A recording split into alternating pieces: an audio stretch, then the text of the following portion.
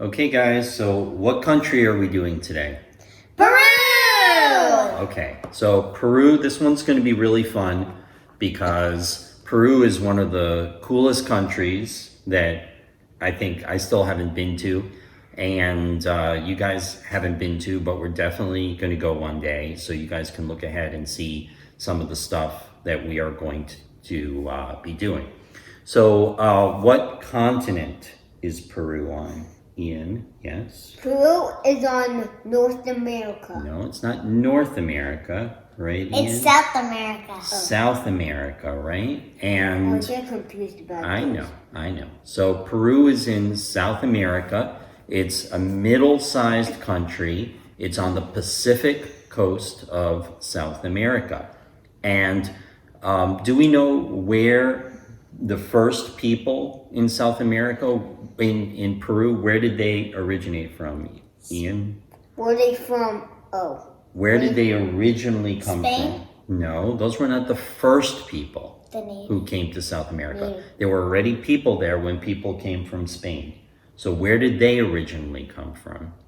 Remember that people started in Africa. All people started in Africa.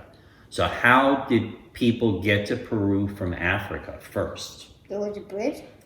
There was, The lands were connected. right, but the only land that was connected by then was the land between Siberia and Alaska. So Asia and North America. I know. So they went from Africa to Asia all the way around so they could get to North America. Right. And then traveled all the way down.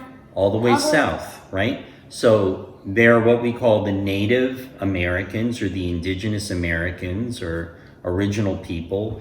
They came from Siberia in Asia over the land bridge to Alaska, all the way down through what's now Canada, America, Mexico, Central America, all the way Colombia, and then Peru.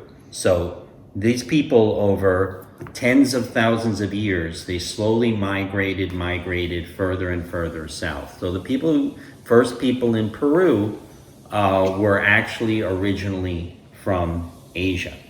And we have stuff indicating, artifacts and bones indicating that people have been in Peru for at least 10,000 years. And in terms of the people who made the most remembered civilization. In fact, the civilization that was there when people from Spain eventually came. Do you remember what that people were called and their empire was called? I don't know if you heard this before. They were called the Incas, right? So in Mexico, they had the Aztec and the Maya, and in Peru, it was the Inca people, the Inca Empire that was there when the Spaniards came. And what we know about the Inca Empire, they spoke the Quechua language, which I think a few people still speak or speak a version of it in Peru. They were a very, very different society from European societies. One of the things that was common in Inca society was human sacrifices. Do you know what that is?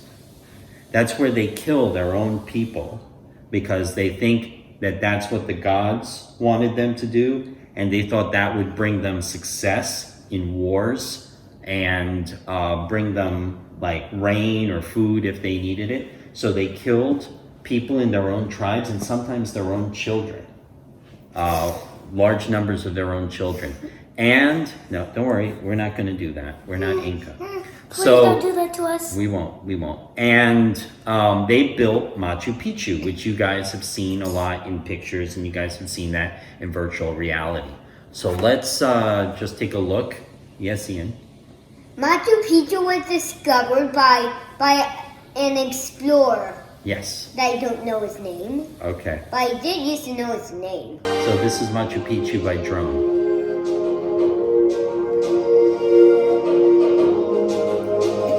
Wait, drones are flying above it. Yes.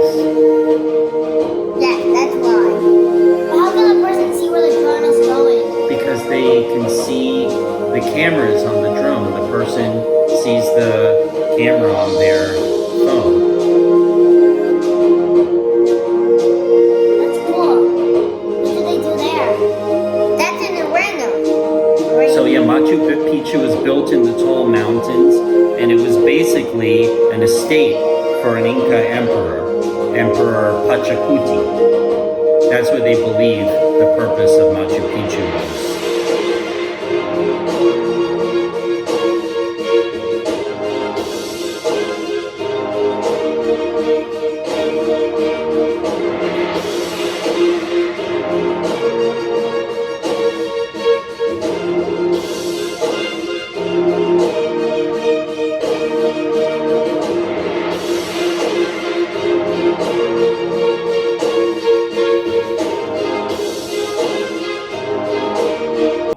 So, the Incas themselves were also like a warlike conquering people. They conquered a lot of weaker tribes in the Peru area as well, and they also controlled the land as far as what's now in Bolivia and Chile as well, a lot of those areas. So they had a very big area, but when the Spanish came, they really messed up everything for the Incas.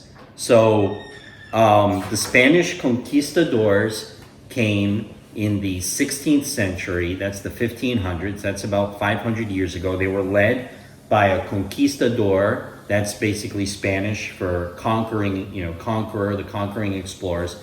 Francisco Pizarro was the Spaniard who is recognized as basically having discovered what's now Peru for the Europeans and having conquered it for the Spain versus the Inca Empire that And lived Spain there. won? Well, yeah, of course Spain won. Now Spain, the Spaniards had guns, which the Incas had never seen before. But the Incas had spears. They had spears, so guns can kill you from a lot further and make a big noise, and they're very, very scary to people who have never encountered guns before. The other things that the conquistadors had were they brought with them diseases from Europe. They were infected with all kinds of bad diseases like smallpox, influenza, diphtheria, which they had all had before, the ones who survived. So they were not getting sick with it, but they carried it. And these diseases had never been seen in South America before. And so they didn't have any immunity. They didn't have any strength against those diseases. And it killed many, many, many people, native people in the Peru area.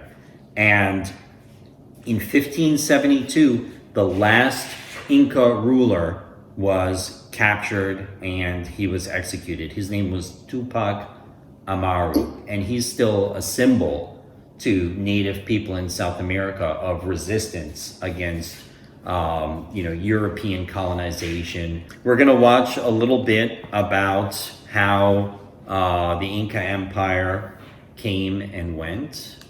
With a population of nearly 10 million subjects. Over an area of more than 900,000 square kilometers, its people built massive administrative centers, temples, and extensive road and canal systems. They did so in an inhospitable, extreme terrain, all without the use of wheels, horses, iron, or even written language. Yet within 100 years of its rise in the 15th century, the Inca Empire would be no more. According to legend, the ancestors of the Inca rulers were created by the sun god Inti, and they emerged from a cave called Tombo Toko. Leading 4 brothers and 4 sisters was Aya Manco, who carried a golden staff with instructions to find the place where it would sink into the ground, showing fertile soil. After many adventures and extensive searching, Ayamanco and his siblings reached the Cuzco Valley, where the staff pierced the ground. After fighting off the fierce local native population, they founded their capital, and Ayamanco became Manco Capac, the first Sapa Inca, or King of the Incas. Archaeological evidence suggests that the Incas first settled in this valley around 1200 CE. They remained a small kingdom until 1438, when they were nearly overrun by the neighboring Chankar tribe. The Inca king at this time, Viracocha, and his designated heir fled in fear, but one of his other sons remained and successfully rallied the city's defenses. For his military skill, he became the 9th Inca ruler, assuming the name of Pachacuti, or Cataclysm. Pachacuti expanded Inca rule throughout the Andes Mountains, transforming the kingdom into an empire through extensive reforms. The empire's territory was reorganized as Tawan Tinsuyu, or 4 quarters, with 4 divisions ruled by governors reporting to the king. Although the Inca had no writing, they used a complex system of knotted strings called quipu to record numbers and perhaps other information. A decimal-based bureaucracy enabled systematic and efficient taxation of the empire's subjects. In return, the empire provided security, infrastructure, and sustenance, with great storehouses containing necessities to be used when needed. Great terraces and irrigation works were built, and various crops were grown in at different altitudes to be transported all over the empire. And it was during Pachacuti's reign that the famous estate of Machu Picchu was constructed. Pachacuti's son, Topa Inca, continued the empire's military expansion, and he eventually became ruler in 1471 CE. By the end of his reign, the empire covered much of western South America. Topa's son, Huayna Capac, succeeded him in 1493, but the new ruler's distant military campaigns strained the social fabric, and in 1524, Huayna Capac was stricken by fever. Spanish conquistadors had arrived in the Caribbean some time before, bringing diseases to which the native peoples had no resistance. Millions died in the outbreak, including Huayna Capac and his designated heir. The vacant throne ignited a civil war between 2 of the surviving brothers, Atahualpa and Huasca, greatly weakening the empire. In 1532, after finally winning the Inca Civil War, Atahualpa and his army encountered the European invaders. Although greatly outnumbered, Francisco Pizarro and his small group of conquistadors stunned the king's much larger force with guns and horses, neither of which they had seen before. Atahualpa was taken captive and killed about a year later. The Spanish conquerors were awed by the capital of Cuzco. Pizarro described it as so beautiful that it would be remarkable even in Spain. Though the capital had fallen and the native population had been destroyed by civil war and disease, some Incas fell back to a new capital at Vilcabamba and resisted for the next 40 years. But by 1572, the Spaniards had destroyed all remaining resistance, along with much of the Incas' physical and cultural legacy. Thus, the great Inca Empire fell even faster than it had risen. That is how Peru became the country, or that area of South America became culturally what we know today, which is why they speak Spanish. They have a lot of Spanish culture because it was brought to them by invaders, colonizers, conquistadors. And a lot of people look back at that now, just the way they look at Columbus coming to America, and they see that as something that was wrong. But what I want you guys to understand is it's very hard for us now, 500 years later, to make judgments about what's wrong and what's right, because the world was very different 500 years ago, and there really weren't any societies that believed that everybody should live in peace and harmony together. It was very much more of a culture of everybody fighting to get as much as they could of the world, and that was really the way that everything was understood. And even the Incas were the same way in conquering the other societies around them and being very brutal to people in the other societies. When they beat them in war or when they captured them, they would often kill them or sacrifice them. So like I said, I would try and resist doing what some people do, which is try and make judgments about the things that happened. Basically, at this point, it's just what happened. The world is today because of what happened 500 years ago. It may be that some things are worse than what they would have been otherwise. It may be that some things are better than the way they would have been otherwise. But the truth is, we'll never know, because things can only happen in one way. We'll never know what would have happened if the Spanish had never come to South America, if Europeans had never come to the Americas. There's no way of knowing what would have happened in that alternative universe. So once Peru was firmly in the hands of Spain, it remained a part of the Spanish Empire for another 250 years. And then in the early part of the 19th century, a very important man came along, which I know that's somebody you guys have heard of before, which is why most of the countries in the northern part of South America are now free and independent. Simon Bolivar. Yes, Simon Bolivar came along. Five countries, free. right? Bolivia. Right. Bolivia. Venezuela. Yes. Or Colombia.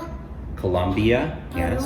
Peru. Ecuador. And Ecuador are the 5 countries that Simon Bolivar helped to make independent. Now, of course, it wasn't just him all by himself, but he's remembered as the main leader of the independence movement.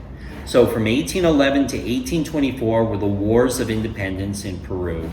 They finally got full independence from Peru in the year 1831. Since the year 1831, they have not always been a democracy. They have not always been a free country where the people pick the ruler. They've had a lot of dictatorships, and they've had a lot of corrupt governments, which you understand what a corrupt government is? It's a government that doesn't really work for the people. They work to make themselves rich. They take bribes, they take money in their pocket from powerful people, so the powerful people can get richer and don't have to obey the laws, and the poor people do not have to obey the laws. They go to jail if they do the wrong thing. They have to stay poor. Their children have to stay poor. That's what corruption does. You know, in the recent years, But can some people that poor parents become rich? it very, very, very rarely happens when you don't have a fair government and a fair society and a fair economy. So, you know, things may have been getting better recently, maybe in the past 20 or 30 years in South America. They don't have the dictatorships and the military governments anymore. But if it's getting better very slowly and gradually. And it's still, you know, these countries have huge amounts of very poor people who really have no chance at making their lives better. And do you remember a book we read recently about what happens when people or living creatures live a life of hardship with no chance of getting better? What do they sometimes do? They fight back. They try and have a revolution. Revolution. So what book? We had a revolution. We did as well. The Americans had a revolution. It was different from that kind of revolution. But what book are we reading that talks about a revolution? What book are we reading? It's called Animal Farm. Right, Animal Farm. The animals had a revolution against the human farmers, and they fought back because they believed that everybody or every animal should have a fair share of their labor. But soon the story keeps on changing. And the leader named Napoleon the pig, he makes all the other pigs wealthier, while he makes the rest of them like poor and work harder. Right. So that's often what happens when you have revolutions, is the person who leads the revolution ends up being worse than the person they had the revolution against. So a lot of the countries in South America, though, they've tried to have these kinds of revolutions.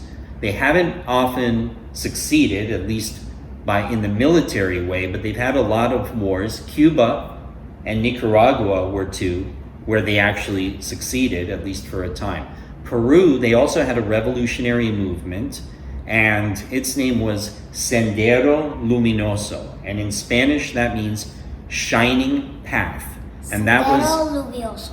luminoso. Luminoso means shining. Sendero is path. And they were communists, and for many years they were fighting against the governments, the corrupt governments in Peru. Eventually they were defeated and their leader was captured, and that's really what brings us to the Peru that we have today. All right, check out this square. Wow,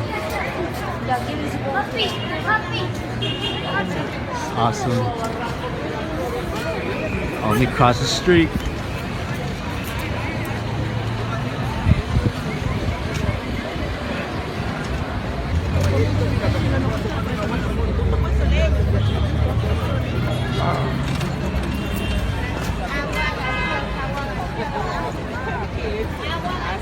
This is so cool. I feel like I'm in a movie or something. Everything looks so old.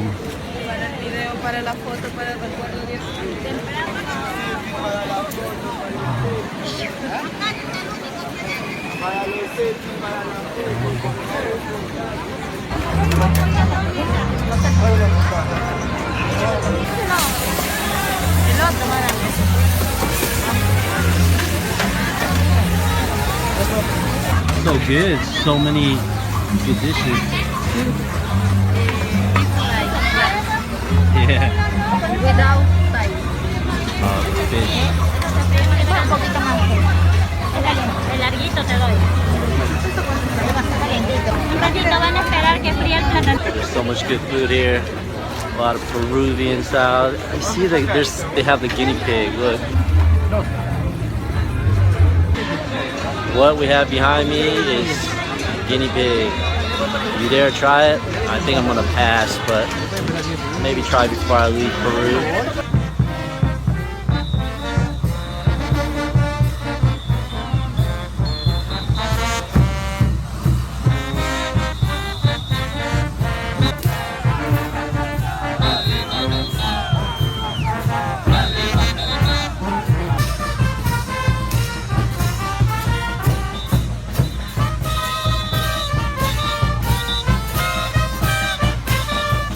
Right now we're at St. Martin Plaza, and it looks like there's a protest going on.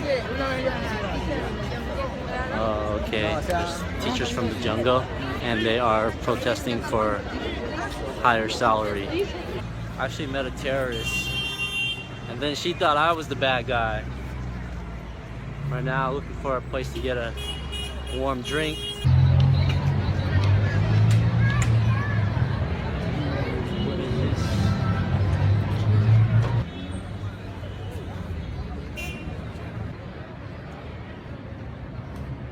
The interesting thing about countries like Peru and Ecuador is that there were many, many natives there that survived when the Spanish,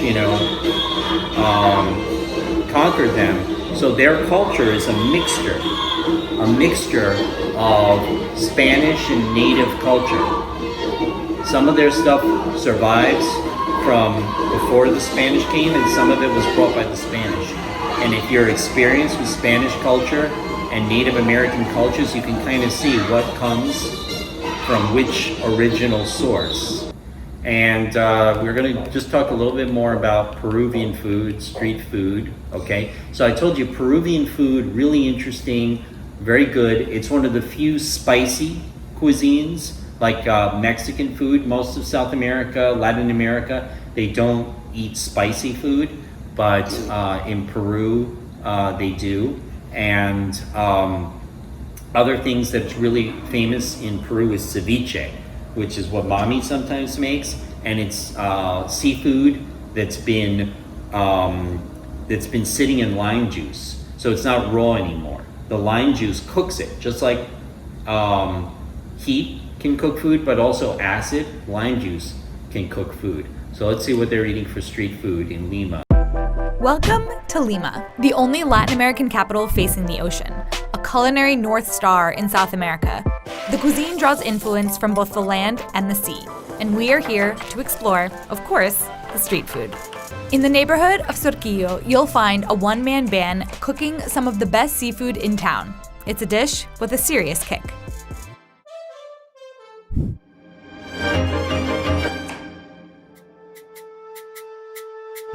La leche tigre es un sabor fuerte. Sabe a como si tu pareja te diera un beso y una cachetada a la vez. Me llamo Tomás Masufuji, me dicen Toshi. Estamos en el local Al Toque Pez, en el barrio Surquillo, Avenida Gamos 886, en Lima, Perú. Los ingredientes que usamos son pescado, apio, ajo, jugo de limón, caldo de pescado, guión, cebolla, culantro, ají limo. Todo eso lo licuamos y luego lo mezclamos por partes. Lo completamos con cancha y chicharrón de pota. Es un aperitivo, te refresca y aparte fácil de comer en la calle, ¿no? Todo el mundo conoce ya el ceviche, pero la leche tigre en sí es el jugo del ceviche que queda. Entonces es un concentrado más potente. Generalmente lo usan bastante para la resaca o curar los males del corazón. Head towards the neighborhood of La Punta in Callao and meet Juan Hernandez, a fishmonger turned sandwich maker extraordinaire. Yo creo que es especial porque lo hago con tanto cariño que la gente ya ahora por la calle me dice pan con pejerrey.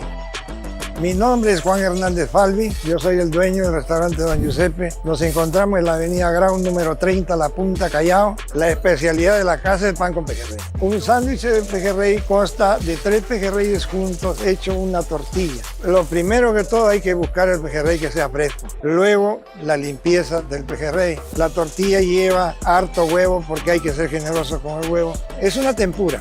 Echarlo a la sartén y cortar su pan francés. Ahora claro, viene con cebollita, su salsa criolla, que todo lo preparo al momento, que ese es el secreto de comer pescado.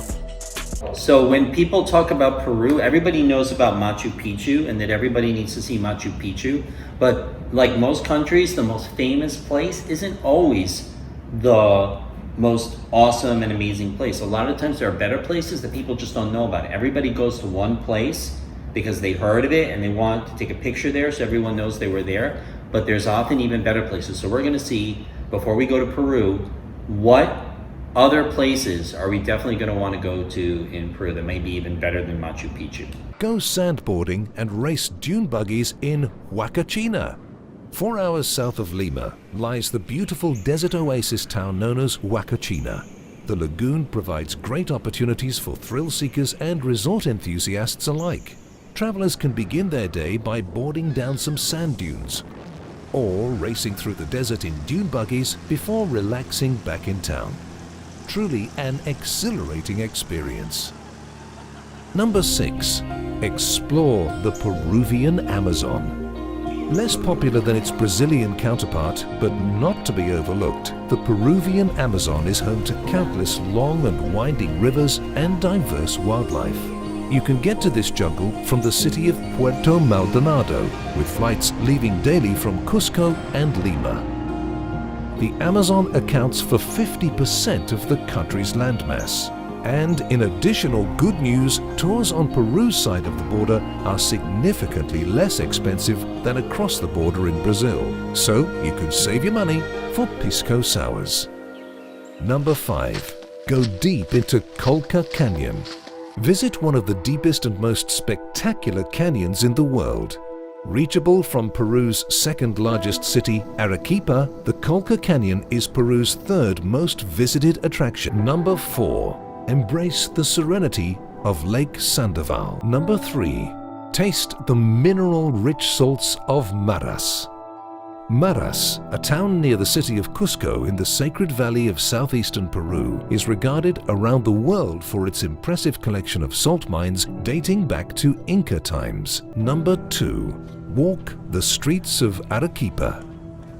You've heard all about Cusco and Lima, but are you familiar with the charming Arequipa? This colonial-era capital city is filled with charming Baroque architecture constructed from white volcanic stone and dramatic Spanish colonial-era buildings like the Basilica Cathedral. Number 1. do as the Peruvians do in Huilloc. To conclude your time in Peru, there's no better way to feel truly accomplished than by immersing yourself in local culture. Pay a visit to the Quechua village of Huilloc and learn the art of weaving from the female villagers who begin perfecting the craft at around 5 years of age. Afterwards, sit down and enjoy an authentic Pachamanca lunch, in which stones and grass are layered over a fire, cooking everything from cuy, guinea pig for the uninitiated, to fava beans and potatoes. The last thing we're gonna do, you remember the big lake, the name of the big lake that's between Bolivia and Peru? No. That we talked about it? Wow, how could you forget the name of Lake Titicaca? You guys forgot Lake Titicaca, huh? All right, so these are some people who live on islands in Lake Titicaca. Welcome to Lake Titicaca. It's 2 miles above sea level and it's tucked in the Andes Mountains between Bolivia and Peru. Some consider it to be the largest lake in South America. On this lake live an ancient tribe of people called the Uros. Hundreds of years ago, these people moved out onto the water to avoid the aggressive Incan and Colla tribes who took over their land. At first they lived on boats made from the totora reeds found on the lake, but then they started building larger floating islands. Each island has a few simple homes on it, as several families have to share one island. To stay afloat, the islands have to be between 4 and 8 feet thick, and they have to regularly add more reeds to the top to keep their islands floating as the reeds on the bottom begin to rot away.